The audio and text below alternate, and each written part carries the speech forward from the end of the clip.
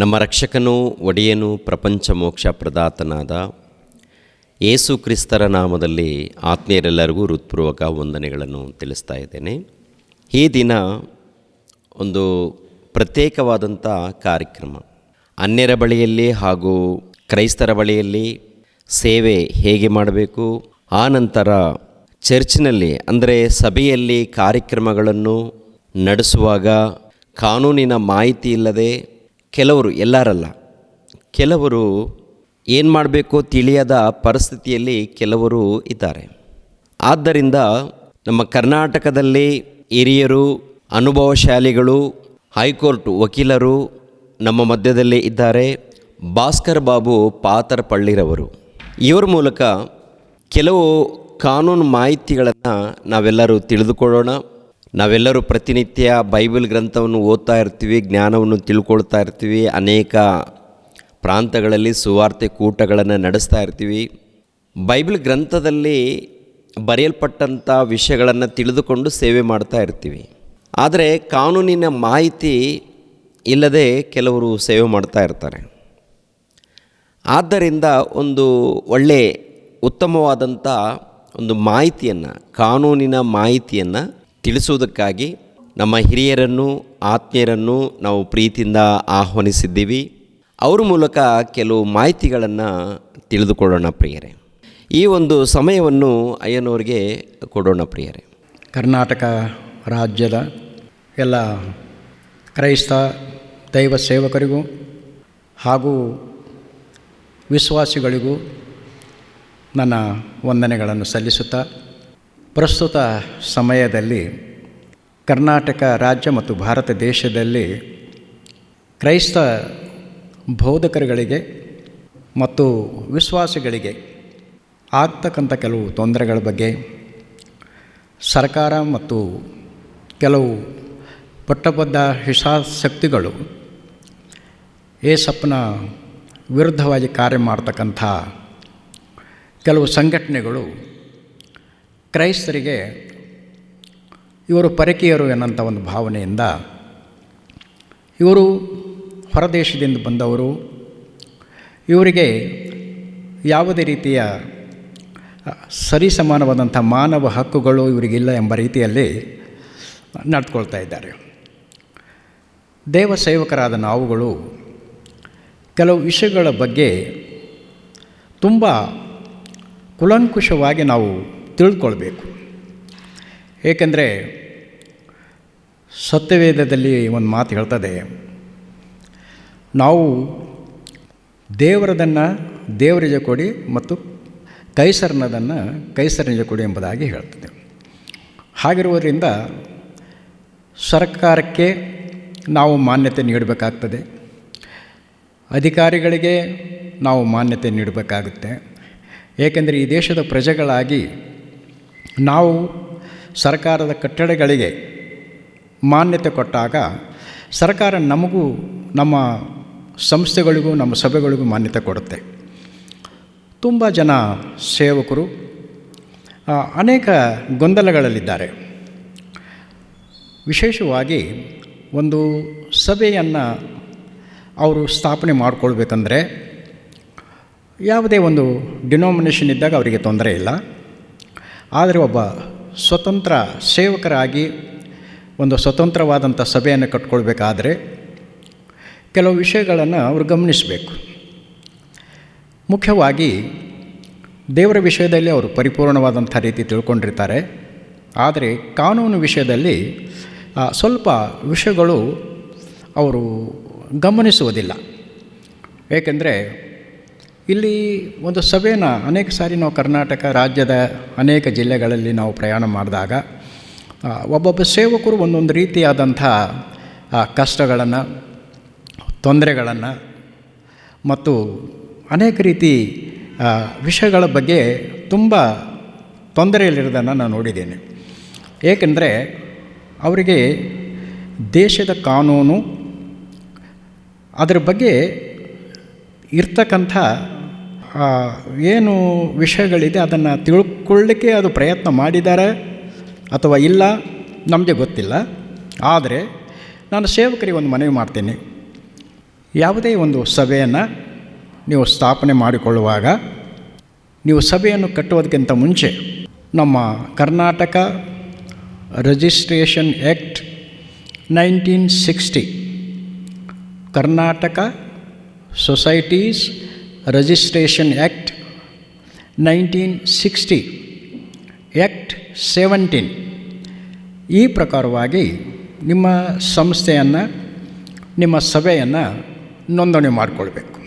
ಪ್ರಥಮವಾಗಿ ಈ ನೋಂದಣಿ ಆಗೋದು ಎಲ್ಲಿ ಅಂದರೆ, ಇದು ಪ್ರತಿ ಜಿಲ್ಲೆಯಲ್ಲಿ ಜಿಲ್ಲಾ ನೋಂದಣಾಧಿಕಾರಿಗಳು ಇರ್ತಾರೆ.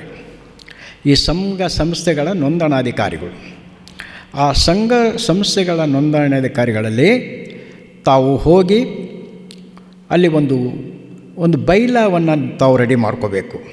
ನಿಮ್ಮ ಧ್ಯೇಯ ಉದ್ದೇಶಗಳೇನು ಮತ್ತು ಯಾವ ಜನ ಪದಾಧಿಕಾರಿಗಳಿದ್ರಿ ಮತ್ತು ಎಲ್ಲಿ ನಿಮ್ಮ ಸಂಸ್ಥೆಯನ್ನು ನೀವು ಸ್ಥಾಪನೆ ಮಾಡ್ತೀರಿ.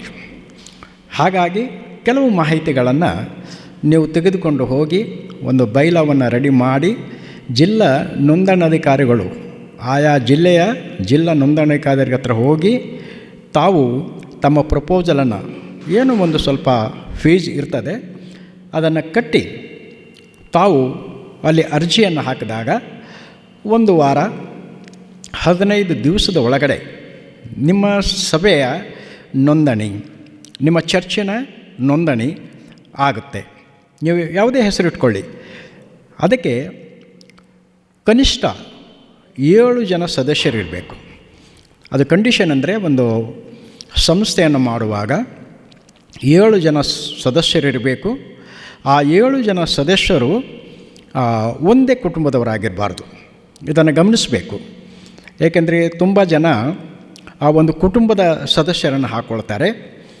ಮುಂದೆ ಬಂದು ಸರ್ಕಾರದ ಅನುದಾನವನ್ನು ಪಡ್ಕೊಳ್ಳುವಾಗ ಅಲ್ಲಿ ತೊಂದರೆ ಅನುಭವಿಸ್ತಾರೆ.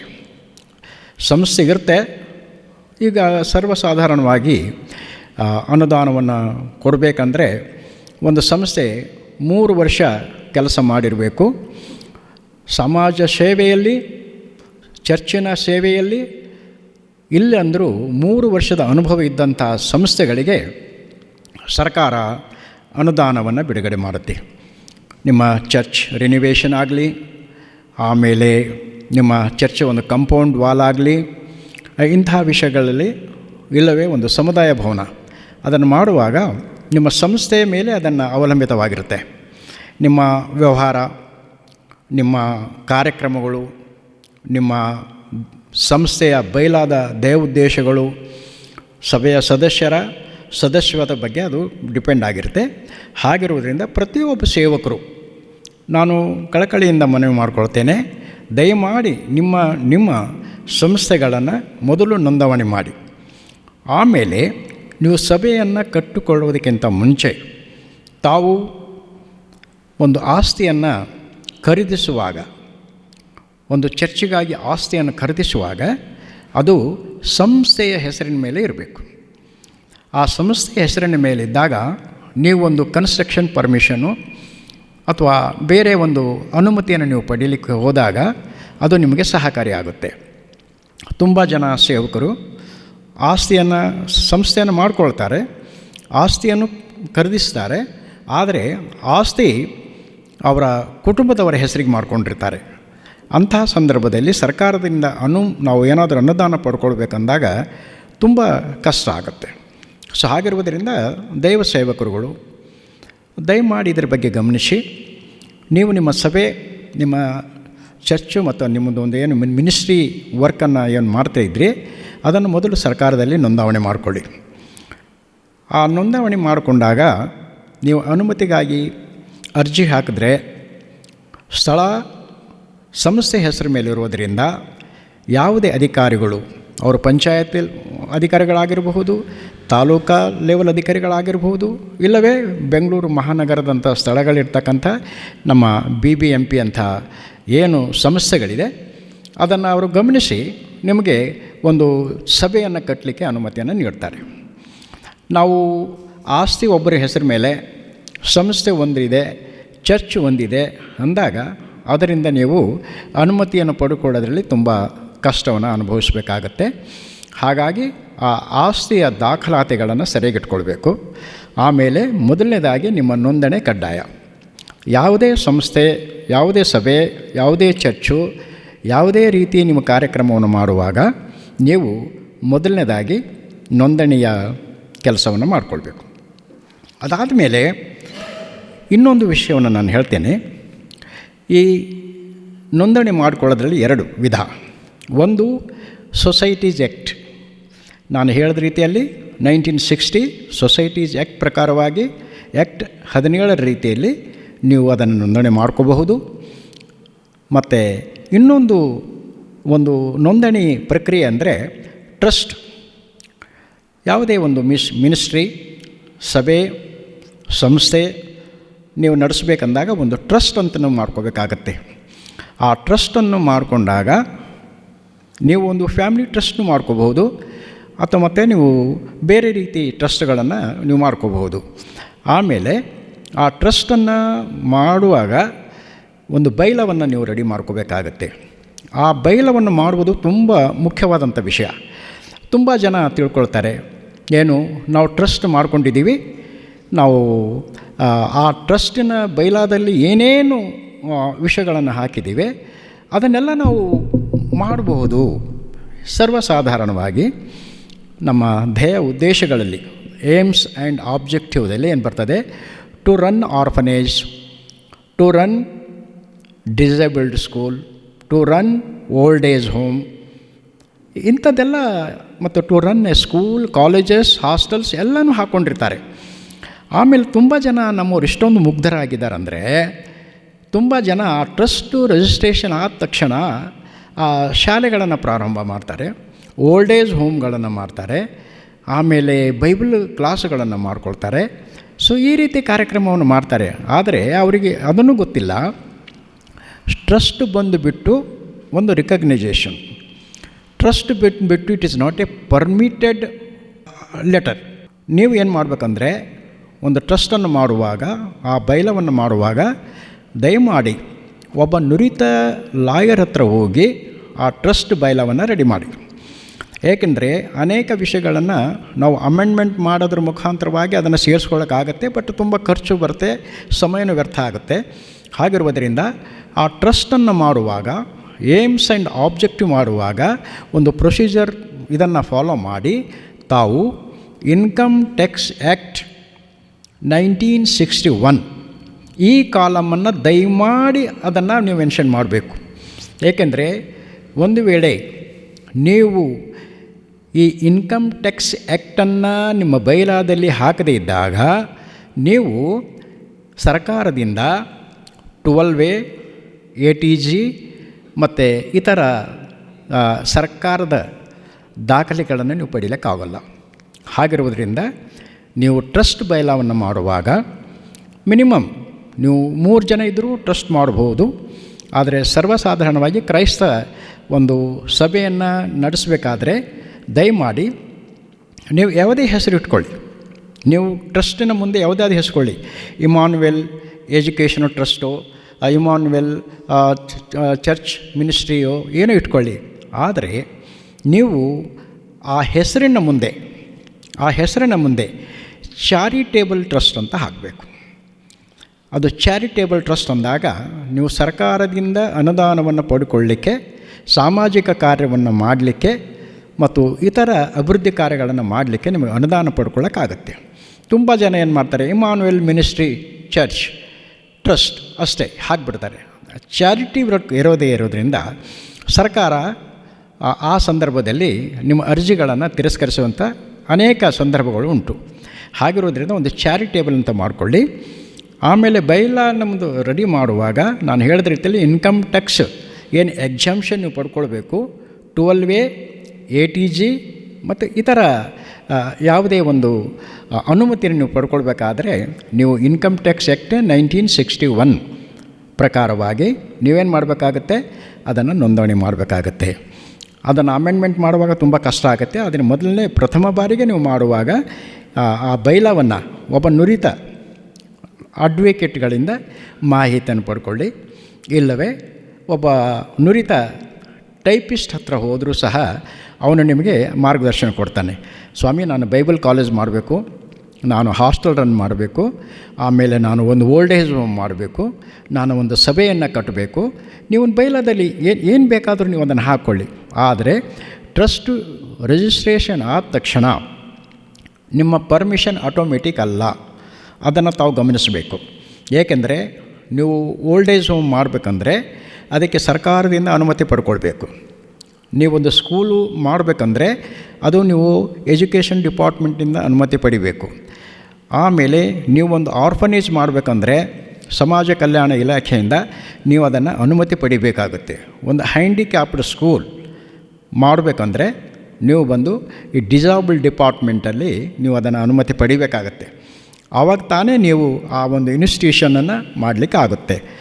ಅನೇಕ ಜನ ಸೇವಕರು ನಾನು ಹೋದಾಗ ಅದು ಹೇಳ್ತಾರೆ, ಸ್ವಾಮಿ ನಮ್ಮದೆಲ್ಲ ರೆಡಿಯಾಗಿದೆ, ನಾವು ಆಲ್ರೆಡಿ ಆರ್ಫನೇಜ್ ಮಾಡ್ತಾಯಿದ್ದೀವಿ, ಸುಮಾರು 100 ಜನ ಮಕ್ಕಳು ನಮ್ಮ ಹತ್ರ ಇದ್ದಾರೆ, ನಾವೆಲ್ಲ ಎಜುಕೇಷನ್ ಕೊಡ್ತಾಯಿದ್ದೀವಿ. ಅದು ಯಾವುದು ನಿಮ್ಮ ಗಣನೆಗೆ ಬರಲ್ಲ. ಅನುಮತಿ ಇಲ್ಲದೆ ನೀವು ಯಾವುದೇ ಕಾರ್ಯವನ್ನು, ಯಾವುದೇ ಇನ್ಸ್ಟಿಟ್ಯೂಷನನ್ನು, ಯಾವುದೇ ಪ್ರೋಗ್ರಾಮನ್ನು ಮಾಡಿದಾಗ ಅದು ಸರ್ಕಾರ ಅದಕ್ಕೆ ಒಂದು ರಿಕಗ್ನೇಷನ್ ಕೊಡಲ್ಲ. ಹಾಗಿರುವುದರಿಂದ ಸಾಮಾಜಿಕ ಕಾರ್ಯ ಮಾಡೋದು ಒಳ್ಳೆಯದೇ, ಆದರೆ ಮುಗ್ಧತೆಯಿಂದ, ತಿಳುವಳಿಕೆ ಇಲ್ಲದೆ ಇಂಥ ಕಾರ್ಯವನ್ನು ಮಾಡಿ ನೀವು ಹಣವನ್ನು ವ್ಯಯ ಮಾಡಿ ಮತ್ತು ಕಡೆಯದಾಗಿ ನಿಮಗೆ ಅನುಮತಿ ಇಲ್ಲಾಂದರೆ ಯಾವುದೇ ಸಂದರ್ಭದಲ್ಲಿ ಯಾವುದೇ ಅಧಿಕಾರಿ ಬಂದು ನಿಮ್ಮ ಇನ್ಸ್ಟಿಟ್ಯೂಷನ್ಗಳನ್ನು, ನಿಮ್ಮ ಸ್ಕೂಲು, ಕಾಲೇಜು, ಹಾಸ್ಟೆಲ್ಗಳನ್ನು ಕ್ಲೋಸ್ ಮಾಡೋಂಥ ಚಾನ್ಸಸ್ಗಳು ತುಂಬ ಇರುತ್ತೆ. ಇದು ಬಂದು ಅನ್ಆಥರೈಸ್ಡ್ ಆರ್ಗನೈಜೇಷನ್ಸ್ ಅಂತ ಅವರು ಡಿಕ್ಲರೇಷನ್ ಮಾಡ್ಬೋದು. ಹಾಗಾಗಿ ಇವತ್ತಿನ ದಿವಸದಲ್ಲಿ ಸುಮಾರು ಸಭೆಗಳು ಇವತ್ತು ನಾವು ಕಳ್ಕೊಳ್ತಾ ಇದ್ದೇವೆ. ಏಕೆಂದರೆ ಪ್ರಥಮ ಬಾರಿಗೆ ಕಾರ್ಯವನ್ನು ಮಾಡುವಾಗ ಯಾವುದೇ ಸಂಬಂಧಪಟ್ಟ ದಾಖಲಾತಿಗಳನ್ನು ಹೊಂದಿರದೇ ಇರುವಂಥ ಸಂದರ್ಭದಲ್ಲಿ ಸಭೆಗಳನ್ನು ಅವ್ರು ಕೆಡುವಾಗ ನಾವು ನಿಂತು ನೋಡಬೇಕಾಗುತ್ತೆ. ಕಷ್ಟಗಳಿದೆ. ಹಾಗಿರುವುದರಿಂದ ಮೊದಲನೇದಾಗಿ ನಿಮ್ಮ ಸಂಸ್ಥೆಗಳನ್ನು ನೋಂದಣಿ ಮಾಡಿಕೊಳ್ಳಿ. ಎರಡನೇದಾಗಿ ಒಂದು ವೇಳೆ ನಿಮಗೆ ಸಂಸ್ಥೆ ಬೇಡ ಅಂದಾಗ ನೀವೊಂದು ಟ್ರಸ್ಟನ್ನು ಮಾಡಿಕೊಳ್ಳಿ. ಆ ಟ್ರಸ್ಟ್ ಮುಖಾಂತರವಾಗಿಯೂ ನೀವು ಕಾರ್ಯವನ್ನು ಮಾಡಬಹುದು. ಹಾಗಿರುವುದರಿಂದ ಇವಾಗ ನೀವು ಸಂಸ್ಥೆ ಅಂದಾಗ ನೀವು ಪ್ರತಿ ವರ್ಷ ಅದನ್ನು ರಿನ್ಯೂವಲ್ ಮಾಡಬೇಕಾಗತ್ತೆ. ಮತ್ತು ಟ್ರಸ್ಟ್ ಅಂದಾಗ ಅದಕ್ಕೆ ರಿನ್ಯೂವಲ್ ಇರಲ್ಲ.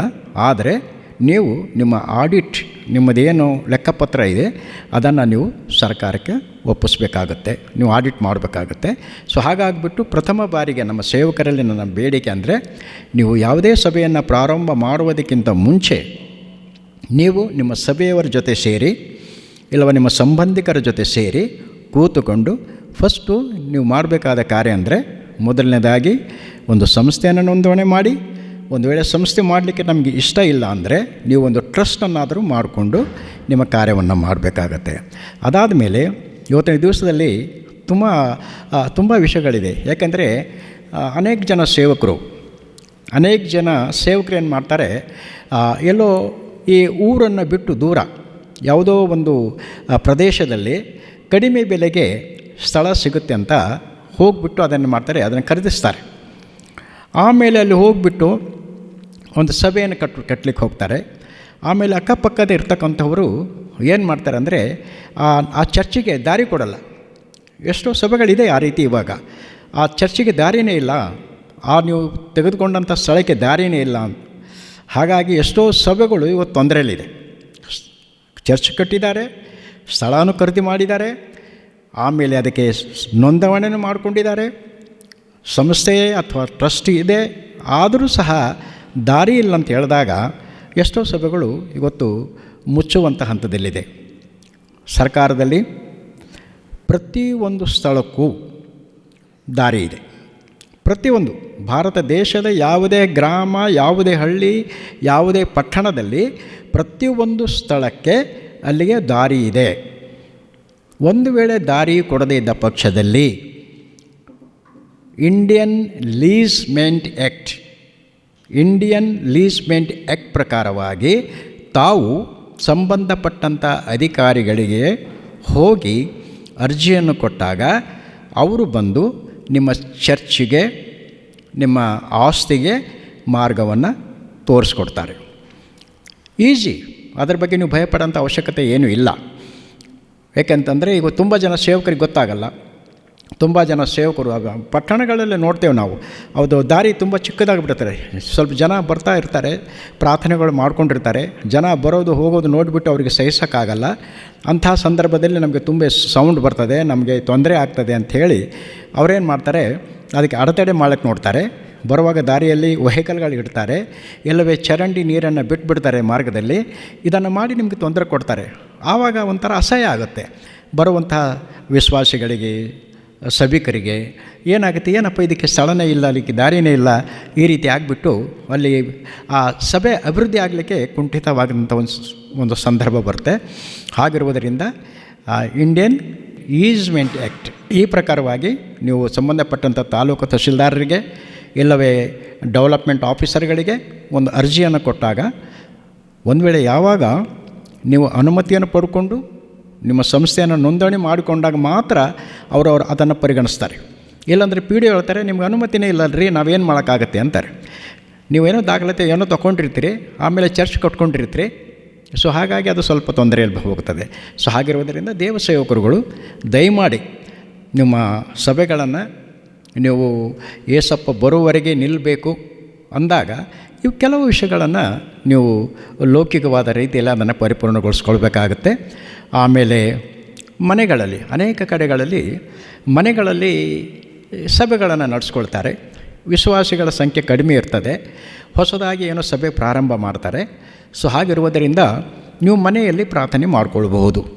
ಈಗಾಗಲೇ ಲಕ್ನೋ ಹೈಕೋರ್ಟು ಆದೇಶ ಮಾಡಿದೆ. ಏಕೆಂದರೆ ಮನೆಗಳಲ್ಲಿ ಮೊದಲೆಲ್ಲ ತೊಂದರೆಗಳಿತ್ತು, ಮನೆ ನಮಗೆ ಡಿಸ್ಟರ್ಬೆನ್ಸ್ ಆಗುತ್ತೆ, ನಮಗೆ ತೊಂದರೆ ಆಗುತ್ತೆ ಅಂದಾಗ. ಆದರೆ ಯಾರಿಗೂ ತೊಂದರೆ ಕೊಡೋದು ಅದು ಕಾನೂನುಬದ್ಧವಲ್ಲ. ಆದರೂ ಸಹ ನೀವು ನಿಮ್ಮ ಮನೆಯಲ್ಲಿ ಕುಳಿತುಕೊಂಡು ಆರಾಧನೆ ಮಾಡ್ತಕ್ಕಂಥದ್ದು ಅದು ಯಾರೂ ನಿಲ್ಲಿಸೋಕ್ಕಾಗಲ್ಲ. ಆಮೇಲೆ ಈಗಾಗಲೇ ಅನೇಕ ಹೈಕೋರ್ಟ್ಗಳು ಆದೇಶ ಮಾಡಿದೆ.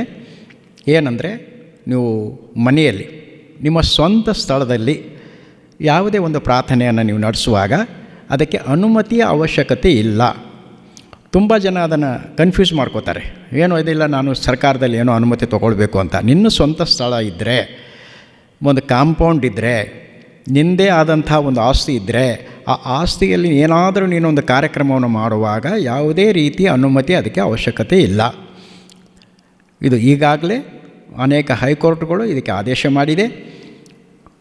ಆಮೇಲೆ ನೀವು ತುಂಬ ಜನರಿಗೆ ಡಿಸ್ಟರ್ಬೆನ್ಸ್ ಆಗೋಂಥ ರೀತಿಯಲ್ಲಿ ಯಾವುದೇ ಕಾರ್ಯವನ್ನು ಮಾಡಬಾರ್ದು.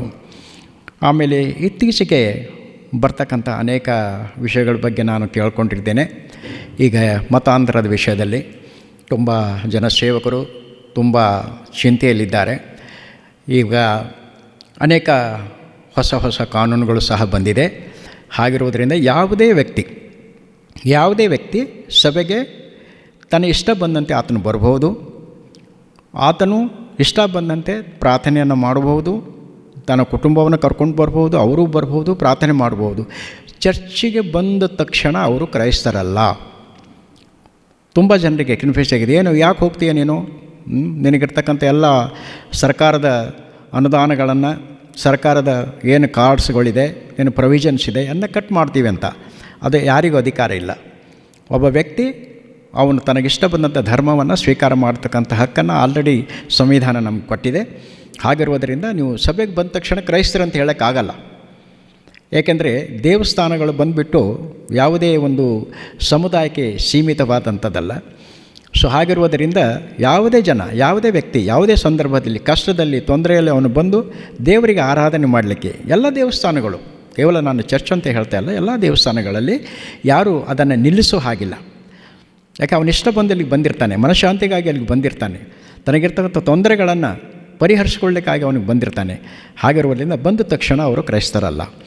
ಎರಡನೇದಾಗಿ ಅವನು ಒಂದು ವೇಳೆ ಇಷ್ಟಪಟ್ಟು ಒತ್ತಾಯದಿಂದಲ್ಲ, ಆಮಿಷದಿಂದಲ್ಲ, ಅವನು ಬಂದು ತಾನು ಇಷ್ಟಪಟ್ಟು ನಾನು ಏಸಪ್ಪನನ್ನು ಸ್ವೀಕಾರ ಮಾಡ್ಕೊಳ್ತೀನಿ ಅಂತ ಬಂದಾಗ ಕಾನೂನು ಪ್ರಕ್ರಿಯೆ ಇದೆ. ತಾವು ಹೋಗಿ ಜಿಲ್ಲಾಧಿಕಾರಿಗಳ ಹತ್ರ ಒಂದು ಅರ್ಜಿಯನ್ನು ಕೊಟ್ಟು, ದೇವಸೇವಕರು ಒಂದು ಅರ್ಜಿಯನ್ನು ಕೊಡಬೇಕು, ಮತ್ತು ಈ ಕಡೆ ಅವನು ಯಾವ ವ್ಯಕ್ತಿ ಇಷ್ಟಪಡ್ತಾನೋ ಧರ್ಮವನ್ನು ಬದಲಾವಣೆ ಮಾಡಲಿಕ್ಕೆ ಅಂಥ ವ್ಯಕ್ತಿನಲ್ಲಿ ಕೊಟ್ಟಾಗ ಜಿಲ್ಲಾಧಿಕಾರಿಗಳ ಆದೇಶ ಮಾಡಿ ಆತನಿಗೆ ಕ್ರೈಸ್ತನಂತ ಹೇಳಿ ಡಿಕ್ಲರೇಷನ್ ಮಾಡ್ತಾರೆ. ಮೊದಲು ಇದೆಲ್ಲ ಇರಲಿಲ್ಲ, ತುಂಬ ತೊಂದರೆ ಆಗಿತ್ತು. ಬಟ್ ಇವಾಗ ಇತ್ತೀಚಿನ ದಿನಗಳಲ್ಲಿ ಸರ್ಕಾರವು ಸಹ ಅನೇಕ ಸಾರಿ ಅದಕ್ಕೆ ಸ್ಪಂದಿಸ್ತಾ ಇದೆ. ಯಾಕಂದರೆ ಇದು ಮನಸ್ಸಾಂತರ ಹೊಂದತಕ್ಕಂಥ ವಿಷಯ. ಇದು ಬಂದುಬಿಟ್ಟು ಯಾವುದೇ ಮತಾಂತರ ಅಲ್ಲ. ಮತಾಂತರ ಅಂತಂದರೆ ಈ ಜನ ತಿಳ್ಕೊಂಡ್ಬಿಡ್ತಾರೆ, ಏನೋ ಇವ್ರು ಮಾಡಿಬಿಟ್ಟು ಏನೋ ಮಾಡ್ತಾರಂತೆ. ಯಾರಿಗಿಲ್ಲ. ಎರಡನೇದಾಗಿ ಏನಂದರೆ ಈ ಜನ ಲೋಕದ ವಿಷಯದಲ್ಲಿ ಅದು ಆಶ್ಚರ್ಯನೇ. ತುಂಬ ಜನ ಇದು ಮಾಡ್ತಾರೆ, ಏನು ಇವರು ಎಲ್ಲಿ ಇಲ್ಲ ನೋಡಿದ್ರೆ ಚರ್ಚ್ಗಳು ಬರ್ತಾಯಿದೆ. ಈಗ ನಮ್ಮ ಬೀದರ್ ಜಿಲ್ಲೆಯಲ್ಲಿ ಸುಮಾರು ಚರ್ಚಸ್ಗಳಿದೆ. ಹಳ್ಳಿಗಳ ಚರ್ಚ್ಗಳನ್ನು ಕಟ್ಕೊಂಡಿದ್ದಾರೆ, ಆರಾಧನೆಗಳು ಮಾಡ್ತಾರೆ. ಭಾನುವಾರ ಬಂದ ತಕ್ಷಣ ಆರಾಧನೆ ಮಾಡ್ತಾರೆ, ಏನು ಮಾಡ್ತಾರೆ, ಯಾವುದೇ ತೊಂದರೆಗಳಿಲ್ಲ. ಆದರೆ ನಾನು ಇನ್ನೊಂದು ಹೇಳ್ತೇನೆ ಸೇವಕರಿಗೆ, ನೀವು ದೇವರ ವಿಷಯದಲ್ಲಿ ದೀನರಾಗಿರ್ರಿ.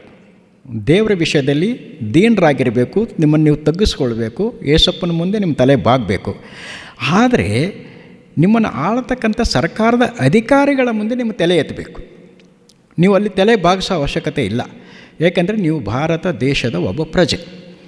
ಅದನ್ನು ನೀವು ಮರಿಬೇಡಿ. ಒಂದು ವೇಳೆ ನೀವು ಈ ಲೋಕದಲ್ಲಿ ನಿಮ್ಮ ಹಕ್ಕನ್ನು ನೀವು ಪಡ್ಕೊಳ್ಳುವ ವಿಷಯದಲ್ಲಿ ಒಂದು ವೇಳೆ ನೀವು ಅಸಫಲರಾದರೆ ಅದಕ್ಕೆ ಯಾರೂ ನಿಮ್ಮನ್ನು ಸಹಾಯ ಮಾಡಲಿಕ್ಕೆ ಬರೋದಿಲ್ಲ. ಇರುವ ಸರ್ಕಾರದ ಅನುಕೂಲಗಳನ್ನು, ಸರ್ಕಾರದ ಅಧಿಕಾರವನ್ನು ನೀವು ಬಳಸ್ಕೊಳ್ಬೇಕು. ಅಧಿಕಾರಿಗೆ ಪ್ರಶ್ನೆ ಮಾಡ್ತಕ್ಕಂಥ ಹಕ್ಕು ನಿಮಗಿದೆ. ಪೌಲನು ಅದೇ ರೀತಿ ಮಾಡಿದ. ಅದು ಇತ್ತೀಚೆಗೆ ಏನೇನೋ ನಡೀತಾ ಇದೆ, ಅದೇನೋ SIR ಅದು ಇದು ಅಂತ ಏನೋ ಬರ್ತಾ ಇದೆ. ಅದಕ್ಕೆ ದಯಮಾಡಿ ಅಂಥ ಸಂದರ್ಭದಲ್ಲಿ ನೀವು ನೆಗ್ಲೆಕ್ಟ್ ಮಾಡಬೇಡಿ. ಅದು ನಮಗಿಲ್ಲ ಅಂತ ನೀವು ಹೇಳಬೇಡಿ. ಯಾಕಂದರೆ ನಾವು ಹೇಳ್ತೇವೆ ಈ ಲೋಕ ನಮ್ಮದಲ್ಲಪ್ಪ, ನಾವು ಏನೇ ಇದ್ದರೂ ಪರಲೋಕದ ವ್ಯಕ್ತಿಗಳು ನಾವು ಅಂತೇಳಿ. ಇಲ್ಲ, ಈ ಲೋಕದಲ್ಲಿ ಜೀವಿಸುವ ಮಟ್ಟಿಗೆ, ಇರುವ ಮಟ್ಟಿಗೆ ಸರ್ಕಾರದ ಪ್ರತಿಯೊಂದು ಆದೇಶವನ್ನು ಪಾಲನೆ ಮಾಡ್ತಕ್ಕಂಥದ್ದು ನಮ್ಮ ಕರ್ತವ್ಯ. ಹಾಗಿರುವುದರಿಂದ SIR ಅಲ್ಲಿ ಬಂದಾಗ ದಯಮಾಡಿ ನಿಮ್ಮ ಎಲ್ಲ ದಾಖಲಾತಿಗಳನ್ನು ಕೊಡ್ರಿ. ಆಮೇಲೆ ನಿಮ್ಮ ವೋಟರ್ ID ಬಗ್ಗೆ ಇದನ್ನು ಮಾಡಿ. ಯಾಕೆಂದರೆ ಮುಂದೆ ಒಂದು ಸಂದರ್ಭ ಹೀಗೆ ಬರ್ತದೆ, ಅದು ನಿಮ್ಮ ಪೌರತ್ವವನ್ನು ಕಿತ್ಕೊಳ್ತಕ್ಕಂಥ ಚಾನ್ಸಸ್ ಇರ್ತದೆ. ಅದಕ್ಕಾಗಿ ಸಭೆಯ ಪಾಲಕರಿಗೂ ಮತ್ತು ಅನೇಕ ಸಭೆಯ ಹಿರಿಯರಿಗೂ ಮತ್ತು ವಿಶ್ವಾಸಿಗಳು ನಾನು ಹೇಳೋದಂದರೆ, ಇದು ಈ ಒಂದು ತಿಂಗಳು ಏನಿದೆ, ಜುಲೈ ಮಾಸ 29ರವರೆಗೆ ಈ ಒಂದು ಪ್ರಕ್ರಿಯೆ ನಡೀತಾ ಇದೆ. ನೀವು ಬೇರೆಗೆ ಯಾವುದೋ ಒಂದು ಪ್ರೋಗ್ರಾಮ್ಗಳು, ಕೆಲಸಗಳು, ಕಾರ್ಯಗಳು ಬಿಟ್ಟು ದಯಮಾಡಿ ನೀವು ಈ SIR ಅಲ್ಲಿ ಪಾಲ್ಗೊಳ್ಳಬೇಕು. ಇದು ಒಂದು ಒಳ್ಳೆಯ ಕಾರ್ಯಕ್ರಮ. ಯಾಕೆಂದರೆ ನಿಮ್ಮ ಪೌರತ್ವ ಇಲ್ಲ ಅಂತಂದರೆ ಈ ಸಂವಿಧಾನದ ಹಕ್ಕುಗಳು ನಮಗೆ ಸಿಗೋದಿಲ್ಲ. ಯಾಕಂದರೆ ಇತ್ತೀಚೆಗೆ ಸೈತಾನ ತುಂಬ ಚುರುಕಾಗಿದ್ದಾನೆ. ಒಂದಿಲ್ಲ ಒಂದು ರೀತಿಯಲ್ಲಿ ತೊಂದರೆಗಳನ್ನು ತಂದು ಆ ಯೇಸಪ್ಪನಿಗೆ ಶೋಧನೆ ಮಾಡಿದೆಲ್ಲ ಗೊತ್ತೇ ಇದೆ ನಿಮಗೆ. ಆ ರೀತಿ ಬಂದು ಸರ್ಕಾರದಿಂದಲೇ ಅನೇಕ ತೊಂದರೆಗಳಿಗೆ ಬರ್ತಾ ಇದೆ. ಯಾಕಂದರೆ ಒಂದು ವೇಳೆ ನಮ್ಮ ವೋಟ್ರ್ ಅಧಿಕಾರವನ್ನು ನಾವು ಕಳ್ಕೊಂಡ್ರೆ ದಯಮಾಡಿ ಮುಂದೆ ನಾವು ಯಾವುದೇ ಹಕ್ಕನ್ನು ನಾವು ಕೇಳಲಿಕ್ಕೆ ಆಗೋದಿಲ್ಲ. ಹಾಗಿರೋದು ದೈವ ಸೇವಕರುಗಳು ದಯಮಾಡಿ ಈ ಕೆಲವು ವಿಷಯಗಳ ಬಗ್ಗೆ ನೀವೇನು ಮಾಡಬೇಕು, ಸ್ವಲ್ಪ ಗಮನ ಹರಿಸಬೇಕಾಗತ್ತೆ. ನಿಮ್ಮ ಸಭೆ, ನಿಮ್ಮ ಚರ್ಚಸ್ಸುಗಳು ಮತ್ತು ನಿಮ್ಮ ನೋಂದಣಿಗಳು ಮತ್ತು ನಿಮ್ಮ ಅನುಮತಿಗಳು ಎಲ್ಲವನ್ನು ಪಡ್ಕೊಂಡು ನೀವು ಸಭೆಯನ್ನು ಸ್ಥಾಪನೆ ಮಾಡಿದಾಗ, ನಾನು ವಿಷಯಗಳು ತುಂಬ ಇದೆ, ಆದರೆ ಅಷ್ಟು ವಿಷಯಗಳೆಲ್ಲ ನಾವು ಒಂದೇ ಸಾರಿ ಕೂತ್ಕೊಂಡು ಮಾತಾಡಲಿಕ್ಕೆ ಆಗೋದಿಲ್ಲ. ಆದರೆ ನಾನು ಹೇಳೋದಂದರೆ ಒಬ್ಬ ಕ್ರೈಸ್ತನಿಗಿರ್ತಕ್ಕಂಥ ಹಕ್ಕುಗಳ ಬಗ್ಗೆ. ಯಾಕಂತಂದರೆ ಇಲ್ಲಿ ಬೇರೆಯವರಿಗೆ ಒಂದು ರೂಲು, ಕ್ರೈಸ್ತರಿಗೆ ಒಂದು ರೂಲು ಎಲ್ಲಿ ಇಲ್ಲ. ಇದು ಬಂದು ಭಾರತ ದೇಶದ ಪ್ರಜೆ, ಎಲ್ಲ ಪ್ರಜೆಗಳಿಗೂ ಒಂದೇ ರೂಲ್ ಆಗಿರುತ್ತೆ. ಹಾಗಿರುವುದರಿಂದ ಇವತ್ತಿನ ದಿವಸದಲ್ಲಿ ಇದೆ ಸ್ವಲ್ಪ ಜನ ಕೋಮುವಾದಿಗಳಾಗಲಿ, ನಾವು ಕೋಮುವಾದಿ ಅಂತ ಹೇಳೋಕ್ಕೂ ಬರಲ್ಲ ಅವರಿಗೆ. ಸ್ವಲ್ಪ ಜನ ಒಂಥರ ಏನೋ ಅವರಿಗೆ ಒಂದು ಅರ್ಥ ಆಗುತ್ತೆ ಅದನ್ನು, ಇವರು ಕ್ರೈಸ್ತರು ಹೊರದೇಶದವರು, ಇವರು ಮುಸ್ಲಿಮ್ಸು ಹೊರದೇಶದವರು. ಹಾಗಾಗಿ ಅದ್ರ ಬಗ್ಗೆ ನೀವು ಭಯಪಡ್ತಕ್ಕಂಥ ಅವಶ್ಯಕತೆ ಇಲ್ಲ. ಯಾಕೆಂದರೆ ನಾವು ಹೋರಾಟದ ಒಂದು ಕುಟುಂಬದಿಂದ ಬಂದಿರತಕ್ಕಂಥವರು. ಆಮೇಲೆ ನಾವು ಮೂಲ ಭಾರತ ನಿವಾಸಿಗಳು, ಅದನ್ನು ಮರಿಬಾರ್ದು ಯಾವಾಗಲೂ. ನಾವು ಮೂಲ ಭಾರತೀಯ ನಿವಾಸಿಗಳು, ಅದನ್ನು ನೀವು ಗಮನದಲ್ಲಿ ಇಟ್ಕೊಂಡು ನಿಮ್ಮ ಹೋರಾಟವನ್ನು ಮಾಡಬೇಕು. ನೀವು ಹೇಡಿಗಳಾಗಿರಬಾರ್ದು. ಯಾಕಂದರೆ ಎಲ್ಲ ದೇವಸೇವಕರು ಮತ್ತು ಮಿಷನರಿಗಳು ಬಂದಿರತಕ್ಕಂಥ ಎಲ್ಲ ಜನ ಹೇಳೋದೇನಂತಂದರೆ, ನಾವು ಯೇಸಪ್ಪನ ರಾಜ್ಯಕ್ಕಾಗಿ, ಆ ಒಂದು ನೂತನ ರಾಜ್ಯಕ್ಕಾಗಿ ನಾವು ಈ ಲೋಕದಲ್ಲಿ ಜೀವಿಸ್ತೇವೆ. ಒಂದು ದಿವಸ ನಮಗೆ ಅಲ್ಲಿದೆ, ಅಲ್ಲಿ ಹೋಗ್ತೀವಿ ಎಂಬುದಾಗಿ. ಆದರೆ ಅಲ್ಲಿ ನಾವು ಹೋಗಬೇಕಂದ್ರೆ ಇಲ್ಲಿ ಪ್ರಕಟಣೆಯಲ್ಲಿ ಒಂದು ಮಾತು ಹೇಳ್ತದೆ, ದೇವರ ರಾಜ್ಯ ಎಂಥವರಿಗಿದೆ, ಹೇಡಿಗಳಿಗೆ ದೇವರ ರಾಜ್ಯ ಇಲ್ಲ ಎಂಬುದಾಗಿ. ಹೇಡಿಗಳಿಗೆ ದೇವರ ರಾಜ್ಯದಲ್ಲಿ ಪಾಲಿಲ್ಲ. ನಾವು ಹೇಡಿಗಳಾಗಿರಬಾರ್ದು, ಶೂರರಾಗಿರ್ರಿ. ಶೂರರಾಗಿದ್ದುಕೊಂಡು ನಿಮ್ಮ ಸೇವೆಯನ್ನು ಮಾಡಿ. ನಮ್ಮ ಯೇಸಪ್ಪ ಅಷ್ಟೊಂದು ನಿಮಗೆ ಆತನ ಸತ್ಯವೇದ ಹೇಳ್ತದೆ ಏನು, ಆತನ ಹಸ್ತವು ರಕ್ಷಿಸಲಾರದಂಥ ಮೊಟ್ಟುಗೈಯಲ್ಲ, ಆತನ ಕಿವಿಯು ಕೇಳಲಾರದ ಹಾಗೆ ಕಿವುಡಲ್ಲ, ಆದರೆ ನಮ್ಮ ತಪ್ಪುಗಳು, ನಮ್ಮ ಪಾಪಗಳು ಆತನ ಮುಖಕ್ಕೆ ಅಡ್ಡಲಾಗಿವೆ. ನಮ್ಮ ಅಜ್ಞಾನವು ಆತನ ಮುಖಕ್ಕೆ ಅಡ್ಡಲಾಗಿದೆ. ನಮ್ಮ ಅಪನಂಬಿಕೆಗಳು ಆತನ ಮುಖಕ್ಕೆ ಅಡ್ಡಲಾಗಿವೆ. ಹಾಗಿರುವುದರಿಂದ ನನ್ನ ಪ್ರಿಯರೇ, ನಮ್ಮ ದೇವರು ಶ್ರೇಷ್ಠವಾದಂಥ ದೇವರು, ಸರ್ವವನ್ನು ಬಲ್ಲಂಥ ದೇವರು, ಸರ್ವವನ್ನು ಪರಿಹರಿಸ್ತಕ್ಕಂಥ ದೇವರು ಮತ್ತು ಕಡೆಯದಾಗಿ ಆ ನೂತನ ಪರಲೋಕಕ್ಕೆ ನಮ್ಮನ್ನು ಕರ್ಕೊಂಡು ಹೋಗಲಿಕ್ಕೆ ಯೋಗ್ಯನಾಗಿರ್ತಕ್ಕಂಥ ಯೇಸಪ್ಪನನ್ನು ನಾವು ಆರಾಧನೆ ಮಾಡುವಾಗ ಪೂರ್ಣ ಮನಸ್ಸಿನಿಂದ, ಪೂರ್ಣ ಶಕ್ತಿಯಿಂದ, ಪೂರ್ಣ ಬಲದಿಂದ, ಪೂರ್ಣ ದನಿಯಿಂದ ನಾವು ಆತನನ್ನು ಆರಾಧಿಸೋಣ. ಕೆಲವು ವಿಷಯಗಳನ್ನು ಇದು ಮಾಡಿಕೊಂಡು, ಯಾಕೆಂದರೆ ನಮ್ಮವರು ಕೂಗಿಲ್ಲ. ಅನೇಕ ಜನ ಸೇವಕರುಗಳು ತುಂಬ ಮಾತಾಡ್ತಾರೆ. ಆದರೆ ಇಂಥ ಒಂದು ತೊಂದರೆಗಳು ಬಂದಾಗ ಒಬ್ಬರು ಮುಂದೆ ಬಂದು ಸರ್ಕಾರದಲ್ಲಿ ಮಾತಾಡೋಂಥವ್ರಿಲ್ಲ. ಅದು ನಮಗೆ ನೋವಾಗುತ್ತೆ. ಕೂಗಬೇಕು. ಏಕೆಂದರೆ ಒಂದು ಸತ್ಯವೇದದಲ್ಲಿ ನಮಗೆ ಐಹುದ್ಯಗಳ ಅವಶ್ಯಕತೆ ಇಲ್ಲ. ನಮಗೆ ಐಹುದ್ಯಗಳೇನು ಬೇಡ. ನಾವು ಯೇಸಪ್ಪನನ್ನು ನಂಬಿದ ಮೇಲೆ ನಮಗೆ ಯಾವುದೇ ಒಂದು ವಸ್ತು, ಒಂದು ಶಸ್ತ್ರಾಸ್ತ್ರ ಏನು ನಮಗೆ ಅವಶ್ಯಕತೆ ಇಲ್ಲ. ಆದರೆ ಏರಿಕೋ ಗೋಡೆ, ಆ ಏರಿಕೆ ಗೋಡೆ ಯಾವ ರೀತಿ ಬಿತ್ತು ಅಂತ ಎಲ್ಲರಿಗೂ ಇತಿಹಾಸ ಗೊತ್ತಿದೆ. ಕೇವಲ ಕೂಗು, ನಮ್ಮ ಕೂಗು ಒಟ್ಟಾಗಿರಬೇಕು. ಎಲ್ಲ ಡಿನಾಮಿನೇಷನ್ಸು, ಎಲ್ಲ ವಿಶ್ವಾಸಿಗಳು, ಎಲ್ಲ ಚರ್ಚ್ ಹೆಡ್ಸುಗಳು, ಎಲ್ಲ ವಿಶ್ವಾಸ ಸದಸ್ಯರು ಒಟ್ಟಾಗಿ ನಮ್ಮ ಕೂಗನ್ನು ಮಾಡಿದ್ರೆ ಸರ್ಕಾರವು ನಮ್ಮ ಮಾತು ಕೇಳುತ್ತೆ. ಆಮೇಲೆ ನಮ್ಮ ಇರ್ತಕ್ಕಂಥ ಅಡೆತಡೆಗಳು ಏನಾಗ್ತವೆ, ನಿರ್ನಾಮ ಆಗುತ್ತೆ. ಹಾಗಿರುವುದರಿಂದ ನಾನು ಎಲ್ಲ ಕ್ರೈಸ್ತ ವಿಶ್ವಾಸಿಗಳಲ್ಲಿ, ದೈವ ಸೇವಕರಲ್ಲಿ, ಮಿಷನರಿಗಳಲ್ಲಿ ನನ್ನ ಪ್ರಾರ್ಥನೆ, ನೀವು ನೋಂದಾಯಿತ ಒಂದು ಸಂಸ್ಥೆಯಾಗಿ ನಿಮ್ಮ ಕಾರ್ಯವನ್ನು ಮಾಡಿರಿ. ಆಮೇಲೆ ಸರ್ಕಾರಕ್ಕೆ ಗೌರವವನ್ನು ಕೊಟ್ಟು, ಅಧಿಕಾರಿಗಳಿಗೆ ಗೌರವವನ್ನು ಕೊಟ್ಟು ನಿಮ್ಮ ಸಂಸ್ಥೆಗಳನ್ನು ನೋಂದಾಯಿಸಿಕೊಂಡು ನಾನು ಹೇಳಿರುವ ಅಲ್ಪ ವಿಷಯಗಳನ್ನು ನೀವು ಗಮನಿಸಿ ಹೋದಾಗ ನಿಮ್ಮ ಸಭೆ ಒಂದು ಅದ್ಭುತವಾದ ಸಭೆಯಾಗಿ ನಿಲ್ಲುತ್ತೆ. ನಿಮ್ಮ ಕೆಲಸ ಕಾರ್ಯಗಳು ಏಸಪ್ಪ ಬರುವವರೆಗೆ ಹೀಗೆ ಇರಲಿ ಅಂತ ಹೇಳ್ತಾ ನನ್ನ 2 ಮಾತುಗಳನ್ನು ಮುಗಿಸ್ತೇನೆ. Thank you.